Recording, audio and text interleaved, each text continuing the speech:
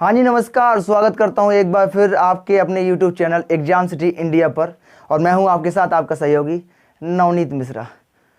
आज बात करते हैं, डिस्कस करने वाले हैं हम आनुवंशिकी और वातावरण के बारे में।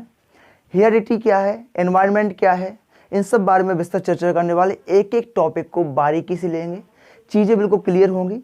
कोई डाउट होंगे सेशन में आप कमेंट सेक्शन में पूछ सकते हैं और लाइव सेक्शन में पूछ सकते हैं। मैं सभी का जवाब देने की कोशिश करूंगा, और नहीं तो नेक्स्ट लेक्चर में आपके जो जवाब होंगे उनका रिप्लाई देने की कोशिश करूंगा। ठीक है, शुरू करते हैं। बात करते हैं हेरिडिटी एंड एनवायरनमेंट की। तो हेरिडिटी क्या है? आपकी आनुवंशिकी, जैसे कहते हैं आप वंशानुक्रम भी कह सकते हैं। ठीक है, आनुवंशिकी, आनुवंशिकी एवं वातावरण। जब बाल विकास आप पढ़ते हैं तो चीज़ें यहीं से स्टार्ट होती हैं। एक सेशन हमारा हो चुका है, अगर आपने नहीं देखा है तो लिंक डिस्क्रिप्शन में मिल जाएगी आपकी, और वीडियो को चेक कर सकते हैं। ठीक है, ग्रोथ एंड डेवलपमेंट जो बहुत मोस्ट पार्ट है, अगर नहीं देखा तो वो आपको चीज़ें समझ में नहीं आने वाली हैं। समझ रहे बात को आप? तो शुरू करते हैं। तो आनुवंशिकी क्या है? जो भी चीज़ें आपको माता पिता या पिछली पीढ़ियों से या आपके पूर्वजों से आपको प्राप्त होती हैं, चाहे आपकी वो गुण हो, चाहे कोई भी चीज़ हो, मतलब लंबाई से लेके वजन, सॉरी वजन तो नहीं कह सकते, ये तो वातावरण के साथ आता है। लंबाई होगी आपकी, या देखा होगा कि आपने जिनके माता पिता या पूर्वज कोई बौने होते हैं तो बच्चे भी बौने हो सकते हैं, ऐसी कोई बात नहीं है। ठीक है, और चाहे आंखों का आपका रंग हो, रेटिना का कलर हो, या कह सकते हैं बहुत सारी जो लक्षण होते हैं वो आपको सब कहाँ से मिल जाते हैं? हेरिडिटी यानी आनुवंशिकी होते हैं। यह पीढ़ी दर पीढ़ी आपके जीन में होते हैं, मतलब जो लक्षण हैं वो जीन में होते हैं। यह काम कौन करता है? जीन। पीढ़ी दर पीढ़ी एक दूसरे तक, पीढ़ी तक पहुंचाने, एक पीढ़ी से दूसरी पीढ़ी में पहुंचाने के लिए काम जो करता है वो आपका क्या करता है? हेरिडिटी कहलाता है। ठीक है, जीन काम करता है, हेरिडिटी कहलाता है। इतनी बात समझ में आई। वातावरण की बात करें, जन्म के बाद जो भी कारक या जो भी तत्व आपको प्रभावित करते हैं, या जो भी तत्व आपको बचपन से प्रभावित करते हैं, जन्म के साथ प्रभावित करते हैं, वह किन में आते हैं? वातावरण में। चाहे आपके कोई भी एक्सटर्नल या बाह्य तत्व हों, वो इन्हीं के अंदर आएंगे। किसके अंदर आएंगे? वातावरण के अंदर। ठीक है, अगर बात करें, इनकी बात करते हैं, अगर आप हेरिडिटी एंड एनवायरनमेंट की बात करते हैं तो देख लेते हैं पहले यह क्या है। मैंने आपको बताया यह जन्म के साथ मिलती है, तो ये अपरिवर्तित है। आपकी जो हेरिडिटी है वो बदल नहीं सकती है। जो जन्म के साथ माता पिता के जो लक्षण होते हैं या कोई भी चीज़ें आपकी मिली हैं तो वो अपरिवर्तित है, और ये परिवर्तनीय है। परिवर्तनीय है। क्या है? परिवर्तनीय है। इतनी बात समझ में आई। अपरिवर्तित कैसे है? कोई भी लक्षण होते हैं, चाहे वो आपकी आंखों का कलर हो तो वो बदलेगा नहीं, या नाक नक्शा हो, या जैसे कहते हैं नाक की आकृति होती है वो बदलती नहीं है। ठीक है, परिवर्तनीय की बात करते हैं। वातावरण जो नर्चर आप कह सकते हैं, नर्चर जो आपके इंसान का होता है, जो पालन पोषण होता है, वो किस तरह से हो रहा है, ये सब डिपेंड करता है आपके वातावरण और पर्यावरण के ऊपर। आपको कैसी कैसी सुविधाएं मिल रही हैं, किस एनवायरनमेंट में आप पैदा हुए हैं, और किस प्रकार का एनवायरनमेंट आपको मिल रहा है, उसी प्रकार से आपकी मानसिक शक्ति का विकास होगा, उसी प्रकार से आप पूरा डेवलपमेंट कर पाएंगे। तो ये चीज़ें पूरी डिपेंड करती हैं डेवलपमेंट आपका एनवायरनमेंट के ऊपर। ये बहुत ही मोस्ट फैक्टर होते हैं, और कह सकते हैं ये मोस्ट तत्व होते हैं जो हेरिडिटी और एनवायरनमेंट जो हमारे विकास को या बच्चे के विकास को प्रभावित करते हैं। ठीक है, इतनी चीज़ क्लियर हो रही होंगी आपकी। आप कह सकते हैं कि भाई आपने कहा कि आनुवंशिकी आपकी अपरिवर्तित होती है या यह परिवर्तित नहीं हो सकती है, लेकिन आप कई चीज़ों में देख सकते हैं आपका आजकल इतनी टेक्नोलॉजी जो विकसित हो चुकी है, तो आप कह सकते हैं कि आंखों में भाई रंग बदल देंगे, कई ट्रांसप्लांट चीज़ें होने लगी, सर्जरी होने लगी, तो वो चीज़ एक अलग चीज़ होगी। लेकिन जो जन्मजात हमें चीज़ें मिली हैं उसको आनुवंशिकी कहेंगे, हेरिडिटी। इतनी चीज़ क्लियर हुई होगी, इतनी चीज़ क्लियर हो रही होगी आपकी। अगर परिभाषाओं की बात करें, वुडवर्थ एक मनोवैज्ञानिक आते हैं, इन्होंने परिभाषा दी है। वुडवर्थ, इन्होंने क्या कहा है? इन्होंने कहा है कि जो भी बाह्य कारक होते हैं जो व्यक्ति को जन्म के साथ या जन्म से प्रभावित करने, या जीवन के आरंभ से प्रभावित करना स्टार्ट कर देते हैं, वह क्या कहलाते हैं भाई? हेरिडिटी और एनवायरनमेंट के अंतर्गत आते हैं। ठीक है, वातावरण के अंतर्गत आते हैं। वुडवर्थ कहते हैं कि किसी व्यक्ति को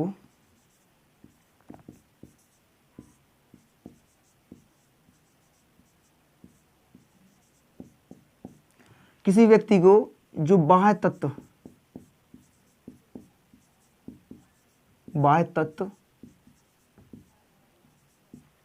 प्रभावित करते हैं। इस तरह से भी लिख सकते हैं आप, एक सेकंड में आपको क्लियर चीजें नहीं मिलेंगी ना आपको। इसको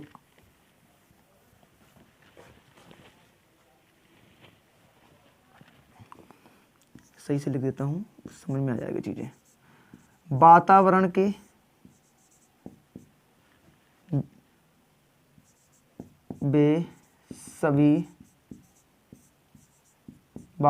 बेसभी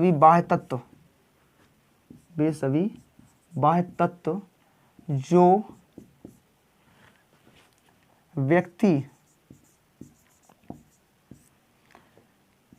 को जीवन के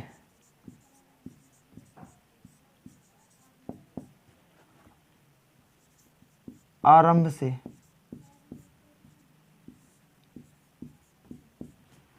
प्रभावित करते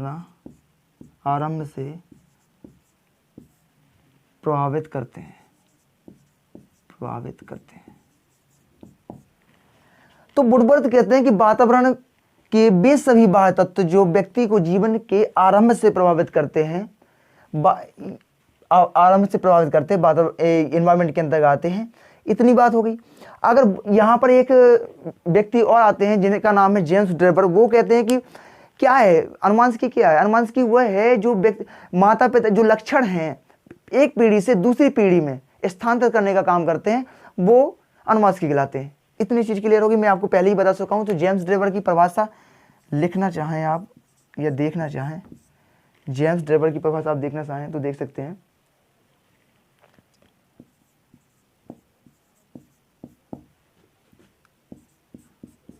माता पिता की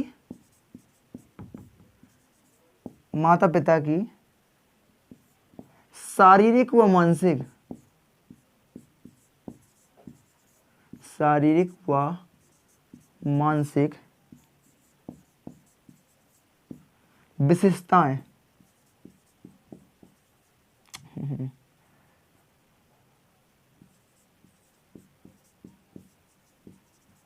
विशेषताएं तो जेम्स ड्रेबर कहते हैं कि माता पिता की शारीरिक व मानसिक विशेषताएं जो एक पीढ़ी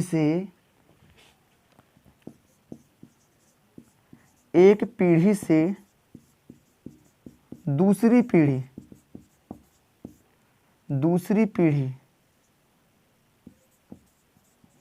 में स्थानांतरित होते हैं।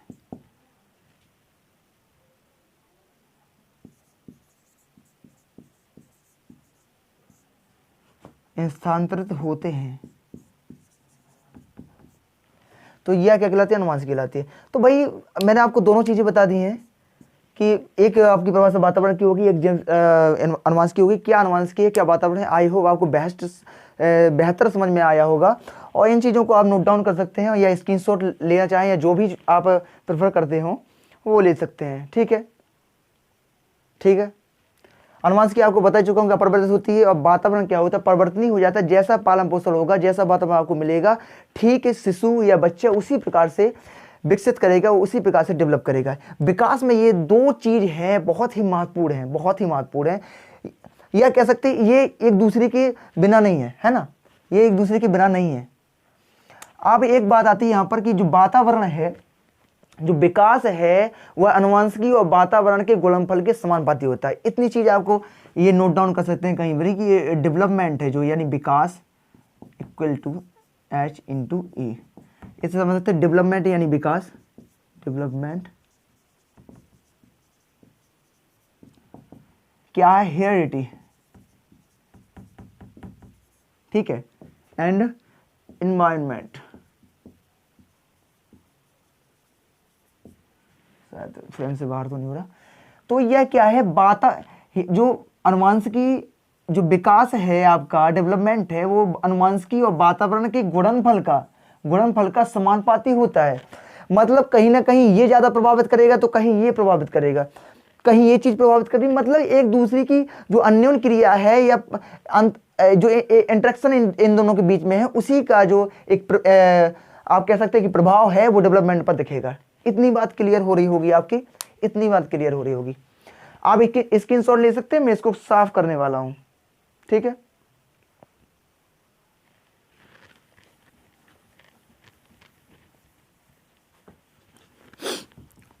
देखिए यहाँ पर जो भी चीज़ें मिलेंगी आपको बेहतर समझ में आएंगी। तो अगर सेशन पसंद ना आ रहा हो तो लाइक कर दीजिए, साथ में दोस्तों को जोड़ लीजिए जो भी नहीं जुड़े हों, या जिन तक वीडियो का नोटिफिकेशन नहीं पहुंच रहा हो, या जो नए हों जो पढ़ना चाहते हों, आप उनको बताइए इस बारे में, ठीक है। तो चीज़ें आपको मिलेंगी। अब बात करते हैं, एक बार समझ लेते हैं चीज़ों को। कि सेक्स डिटर्मिनेशन की बात करेंगे इसके अंतर्गत अब, और आप बात करते हैं जुड़वा की, क्लोन्स की बात करेंगे, इन सब चीज़ों में बात करने वाले हैं। तो सेक्स डिटर्मिनेशन ये क्या है आपका, लिंग निर्धारण। लिंग निर्धारण बहुत ही महत्वपूर्ण पॉइंट है आपका इसमें से, इस टॉपिक में से पहले तो क्वेश्चन बहुत आते हैं, ठीक है। लिंग निर्धारण आता है, यह कह सकते हैं सेक्स डिटर्मिनेशन।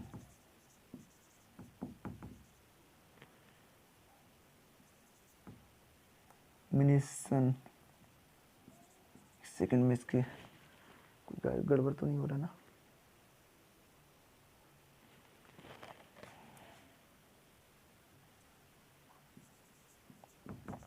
ठीक है, लिंग निर्धारण।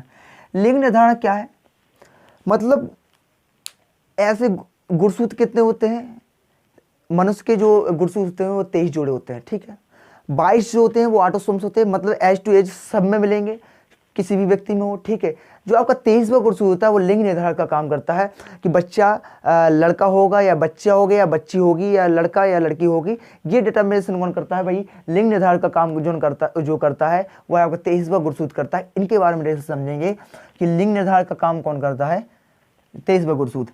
तो गुणसूत्र की बात करें, अगर क्रोमोसोम की बात करें, गुणसूत्र की बात करें तो गुणसूत्र कितने होते हैं, 23 जोड़ी या 46 कह सकते हैं आप, 23 जोड़ी या 23 पेयर होते हैं, 46 गुणसूत्र। यहाँ लिख देता हूँ 46 गुणसूत्र।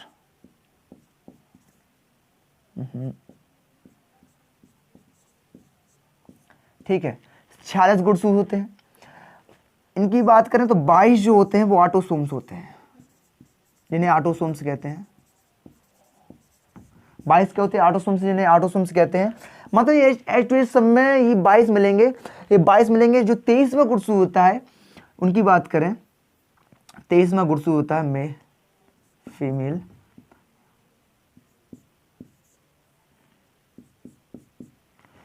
आप किस प्रकार से क्रिया होती है, जब जायगोट बनता है तो जो क्रिया होती है शुक्राणु में किस तरह से होती है। अगर ये क्रिया करते हैं, इनके बीच में इंटरेक्शन होता है, तो अगर यहाँ से एक्स निकल के आया, यहाँ से अगर एक्स निकल के आया और यहाँ से एक्स आए, तो क्या था, यहाँ से एक्स निकल के आया, यहाँ से एक्स वाई निकल के आया, ये फीमेल, ये मेल। इतनी चीज क्लियर, इतनी चीज क्लियर है। सीधी बात करते हैं, अगर एक्स वाई एक्स एक्स दो में से अगर एक्स एक्स निकल के आ रहा है तो फीमेल होगा, और एक्स वाई निकल के आया तो मेल होगा। ये चीज डिटरमाइन करता है। और लिंग निर्धारण का काम कौन करता है, मेल करता है आपका। अगर क्योंकि आप देख सकते हैं कि वाई ही मेल के अंदर पाया जाता है, मतलब फीमेल का कोई रोल नहीं है लिंग निर्धारण में। आप देखते हैं कि कई बार कहते हैं नहीं नहीं यार लड़का हो रहा है लड़की हो रही, तो ये सब चीजें क्या हैं। तो लिंग निर्धारण का काम कौन करता है, मेल करता है। यहीं से लिंग निर्धारण होता है, सेक्स डिटर्मिनेशन होता है कि अगर एक्स एक्स आता है तो फीमेल होती है, और एक्स वाई आता है तो मेल होती है। इतनी चीज क्लियर हो गई होगी, कोई बड़ी चीज नहीं है, इतनी चीज क्लियर हो गई होगी। मैंने आपको बता ही दिया कि 23वां जोड़ा जो होता है लिंग निर्धारण का काम करता है, ठीक है। स्क्रीनशॉट ले सकते हैं आप, मैं साफ करने जा रहा हूं। तो सेक्स डिटर्मिनेशन आप समझ चुके होंगे, है ना।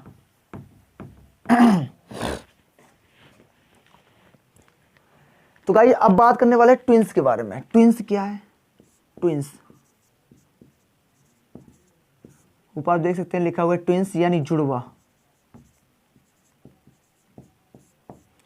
तो ये दो प्रकार के होते हैं, एक तो आइडेंटियल और दूसरा फ्रैटर्नल। तो दो प्रकार की आपको ट्विंस देखने को मिलेंगे, आइडेंटियल और दूसरा फ्रैटर्नल। तो आइडेंटियल क्या होते हैं? आइडेंटियल की बात करें तो देख लेते हैं, ये दो प्रकार से होंगे आपके। पहला हो गया आपका आइडेंटियल, आइडेंटियल बड़ा लिख देता हूँ, समझ में नहीं आया किंतु, आइडेंटियल। और दूसरा है आपका फ्रैटर्नल, फ्रैटर्नल, ठीक है।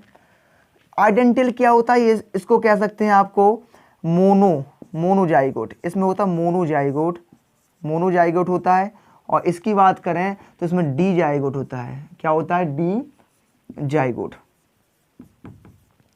इसमें मोनोजाइगोट होता है, इसमें डी जाइगोट होता है। इसलिए इसको भैया क्या आइडेंटियल को क्या कहते हैं? समान जुड़वा। और इसकी बात करें फ्रैटर्नल की, तो इसमें डी जाइगोट होता है। इसको द्विगुणित या कह सकते हैं आद्वितीय या भिन्न कह सकते हैं, कुछ भी कह सकते हैं, क्योंकि इसमें क्या होता है, जो हेरिडिटी होती है वो एक ही जगह से आती है। इसमें अलग अलग नहीं होती, समान गुण होते हैं। और इसमें जो होता है बच्चा वो सेक्स में अलग हो सकते हैं, यहाँ पे भी सेक्स में अलग हो सकते हैं, लेकिन इसमें जो होगी वो अलग अलग हो सकते हैं, ठीक है। इनमें जो आपकी हेरिडिटी की बात करें वो अलग अलग होगी। इतनी चीज क्लियर हो रही है। इनमें क्या होता है? समान जुड़वा में बात करें तो निषेचित जो अंडा होता है, निषेचित अंडा होता है, उसको क्या कहते हैं? डिंब कहते हैं, डिंब। कहीं कहीं क्वेश्चन इससे पूछ देता है कि जो निषेचित अंडा होता है उसको क्या कहते हैं? डिंब कहते हैं। मोनोजाइगोट समान जुड़वा और निषेचित अंडा जिसको डिंब कहते हैं। उसके बाद आद्वितीय की बात करें तो इसमें दो अंडों का प्रयोग होता है, दो अंडे बनते हैं, दो अंडे। और इन अंडों को क्या कहते हैं? ओव, ठीक है, ओव। परीक्षा में यहां सवाल पूछ लेता है कभी कभी, ठीक है, ट्विंस में ओव और डिंब की बात में। बाकी यहाँ से ज़्यादा क्वेश्चन पूछे नहीं जाते हैं, ठीक है। लेकिन फिर आपको नॉलेज के लिए ये चीज़ बता दी, क्योंकि हेरिडिटी एंड एनवायरनमेंट के अंदर ये चीज़ें इतनी आती हैं, ठीक है। इतनी चीज़ क्लियर होगी। अब बात करने वाले हम स्क्रीनशॉट आप ले सकते हैं, प्रकृति और यही समझाया जा रहा है, कोई दिक्कत नहीं है। एक चीज आती है नेचर और दूसरी चीज है नर्चर। दिख रही होगी मुझे लगता है। नेचर की बात करते हैं तो नेचर क्या है? प्रकृति आपकी कैसी है, और नर्चर क्या है? आपका पोषण कह सकते हैं, आपका पालन पोषण कैसा हो रहा है, एनवायरनमेंट कैसा है। नेचर को आप डिफाइन करेंगे तो हेरिडिटी के साथ ही करेंगे। हेरिडिटी ही डिफाइन करती है आपकी कि आपका नेचर कैसा है, यह आपको जन्मजात मिलता है, ठीक है। आपका नेचर कैसा है, यह चीज़ आपको जन्मजात मिलती है, लेकिन आप चीज़ें बदल सकते हैं। उसके लिए पोषण जो है आपका वातावरण कैसा तैयार हुआ है, आप डेवलप कहाँ हुए हैं, ये सब चीज़ें आपको पोषण नर्चर में मिलेंगी, ठीक है। नर्चर में तो नर्चर क्या कह सकते हैं कि एनवायरनमेंट है जो वो नर्चर को डिफाइन करता है। आप चीज़ें कैसे बनाएंगे, ये वो चीज़ यहाँ से समझ में आ रही। तो नेचर, आदमी की नेचर नहीं बदल सकता, नर्चर चाहे बदल जाए, क्योंकि यह एनवायरनमेंट में आता है आपका, इसलिए यह बदल सकता है, यह परिवर्तनीय है और परिवर्तनशील है, ठीक है। ये चीज़ नहीं आपकी बदल सकती है। इन चीज़ों को आप इसकी शॉर्ट ले सकते हैं, मैं उसके बाद में इसको हटाने वाला हूँ। फिर चीज़ें आगे की समझेंगे, आगे क्या चीज़ें हैं, ठीक है।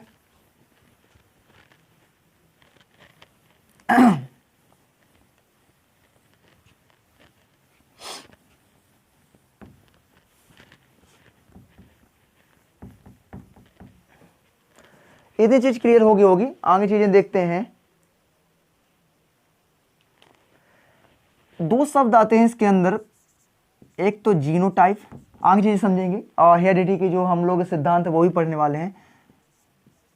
क्लास लगभग इतना तो पढ़ ही लेंगे। फिनोटाइप, इनका आपने पढ़ा होगा हाई स्कूल इंटर में, साइंस रही होगी आपकी, है ना। तो जीनोटाइप फिनोटाइप नॉर्मली चीज़ है। जीनोटाइप क्या है? मतलब जीनोटाइप ये है कि अगर हाथी का बच्चा है तो वो हाथी ही होगा, और मानव का बच्चा है तो वह मानव ही होगा। इस चीज़ को आप समझ ही लें। लिखना क्या है इसमें, जीनोटाइप क्या है कि जो हाथी का बच्चा है हाथी होगा या मानव का जो बच्चा है वो मानव होगा, ये जीनोटाइप निर्धारित करता है। और उसके बाद फिनोटाइप की बात करें तो जो वातावरण की चीजें होती हैं, वातावरण से आप कितना क्या क्या एब्जॉर्ब कर पा रहे हैं, ये सब चीजें फिनोटाइप के अंतर्गत आती हैं। ठीक है, इतनी चीज क्लियर होगी। अब बात करने वाले हैं हम हेरिडिटी, इसको भी साफ कर देता हूं मैं यहाँ पे।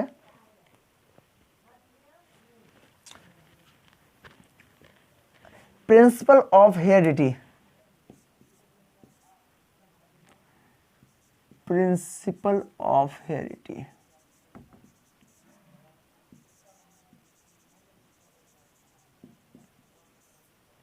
ठीक है। प्रिंसिपल ऑफ हेरिडिटी यानी आनुवंशिकता के सिद्धांत, आनुवंशिकता के सिद्धांत।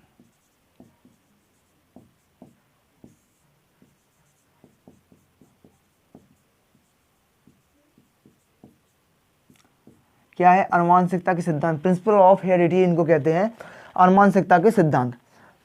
अब इनमें सिद्धांत आते हैं आपके, गॉल्टन भी आते हैं, और एक सिद्धांत था प्रत्यागमन का सिद्धांत। पहला आप पढ़ते हैं प्रत्यागमन का सिद्धांत, प्रत्यागमन का सिद्धांत, आप इसको नोट डाउन कर सकते हैं, प्रत्यागमन का सिद्धांत। बाकी चीज़ें मैं टेलीग्राम का लिंक डिस्क्रिप्शन में दे दूंगा आपको, तो वहाँ से चीज़ें आपको मिल जाएंगी और समय पे नोटिफिकेशन मिल जाएगा क्लास का, तो आप क्लास को ज्वाइन कर सकते हैं प्रतिदिन। ठीक है, प्रत्यागमन का सिद्धांत। प्रत्यागमन का सिद्धांत क्या कहता है, इसको समझ लेते हैं कि विपरीत गुणों का होना। प्रत्यागमन का सिद्धांत कहता है कि विपरीत गुणों का होना, कि माता पिता अगर कम बुद्धि वाले हैं तो बच्चा भी आपका कम बुद्धि वाला नहीं, तेज बुद्धि वाला हो सकता है। मतलब माता पिता अगर कम बुद्धि वाले हैं तो बच्चा ये जरूरी नहीं है कि कम बुद्धि वाला होगा, तेज बुद्धि वाला भी हो सकता है। और विपरीत गुणों का, और तेज बुद्धि वाले अगर माता पिता हैं तो बच्चा आपका मंद बुद्धि वाला भी हो सकता है। इस चीज को समझना होगा कि प्रत्यागमन का सिद्धांत कहता है कि यदि माता पिता तेज बुद्धि वाले हैं, तेज बुद्धि वाले हैं तो बच्चा मंद बुद्धि वाला हो सकता है, मंद बुद्धि वाला हो सकता है। समझ में आएगा आपको, परेशान ना हो जाइए। मंद बुद्धि वाला हो सकता है। और अगर यदि माता पिता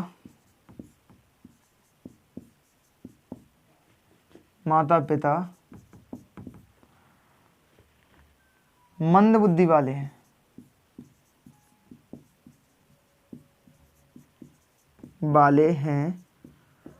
तो बच्चा क्या होगा? तेज बुद्धि वाला हो सकता है, तेज बुद्धि वाला।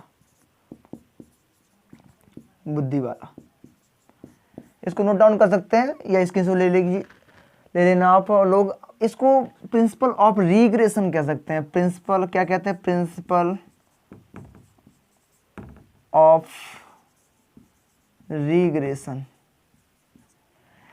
तो प्रिंसिपल ऑफ रीग्रेशन क्या है कि यदि माता पिता मंद बुद्धि वाले हैं तो बच्चा आपका तेज बुद्धि वाला हो सकता है, और माता पिता तेज बुद्धि वाले हैं तो बच्चा मंद बुद्धि वाला हो सकता है। क्योंकि हेरिडिटी क्या कहती है कि माता पिता के लक्षण आते हैं, लेकिन यहाँ इसीलिए प्रिंसिपल प्रत्यागमन सिद्धांत बताया गया है कि कई जगह यह देखने पर मिलता है कि माता पिता तेज बुद्धि वाले हैं लेकिन बच्चा मंद बुद्धि वाला है।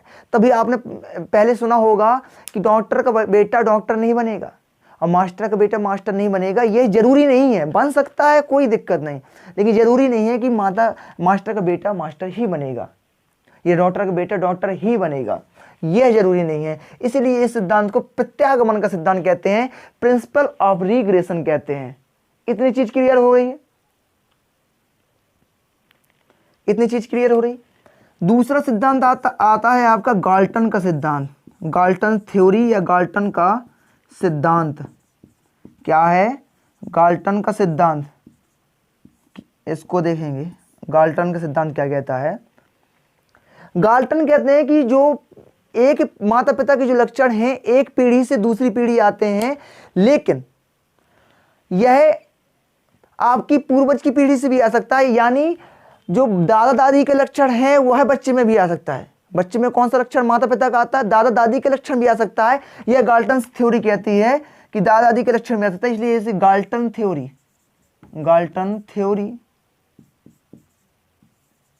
कहते हैं। गाल्टन थ्योरी हो गया, या कह सकते हैं आप बायोमेट्री थ्योरी, बायोमेट्री थ्योरी। ठीक है, इतनी चीज क्लियर हो रही है, आप स्क्रीनशॉट ले सकते हैं।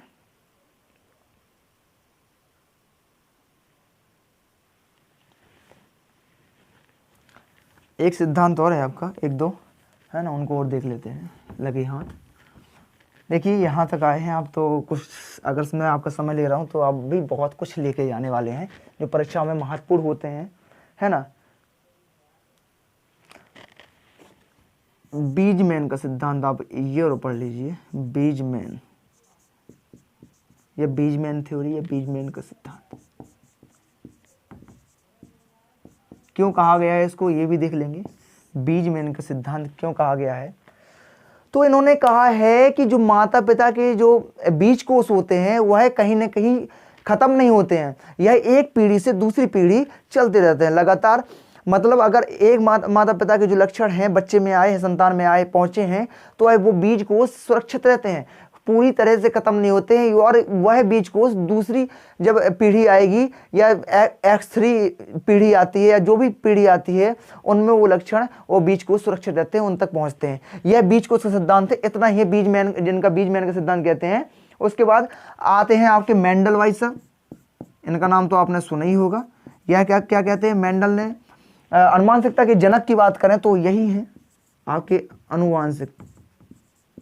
अनुवांशिकता के जनक। अनुवांशिकता के जनक की बात करें तो अनुवांशिकता के जनक कौन है, ग्रेगर जॉन मेंडल, जिनका पूरा नाम है ग्रेगर जॉन मेंडल। ठीक है, इतनी चीज क्लियर। अनुवांशिकता की जनक की बात करें तो ग्रेगर जॉन मेंडल है, और इन्होंने मटर के पौधे पर प्रयोग किया था।